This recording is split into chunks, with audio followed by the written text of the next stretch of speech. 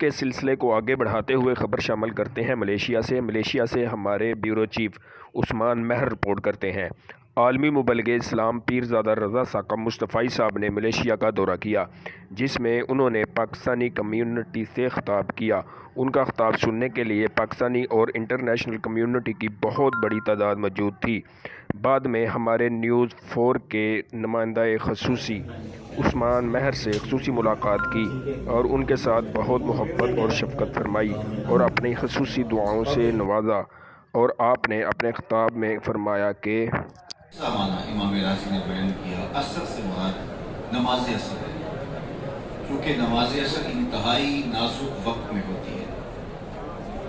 ادھر گاہ کا کھڑا ہوا، ادھر نماز کا وقت، سامان سمیٹنا ہے، گھر پلٹنا ہے اور نماز کا وقت، تو بہت سارے لوگوں کی ہم و ہمی کے اس عالم میں نماز ضائع ہو جائے۔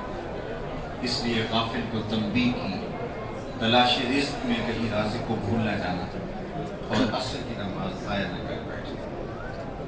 چوتھا معنی امام راضی نے جو کیا عصر کا، وہ کہتے ہیں عصر سے مراد زمانہ خاص ہے، اور وہ زمانہ ہے جناب رسالت مآب صلی اللہ علیہ وسلم۔ حضور علیہ السلام کے زمانے کی قسم کر کے غافل انسان کو تنبیہ کی گئی ہے کہ تیری زندگی خسارے کی طرف بڑھ رہی ہے، قسم ہے محبوب کے زمانے کی۔ اور امام راضی یہاں ٹھہرے اور اس پہ دلائل بھی دیے، اور میں بھی دو چار باتیں اس پر کرنے کے بعد آگے بڑھوں گا کہ زمانے سے مراد حضور کا زمانہ ہے صلی اللہ علیہ وسلم، کیونکہ زمانے کو حسن ہی حضور کی چوکھٹ سے ملا ہے۔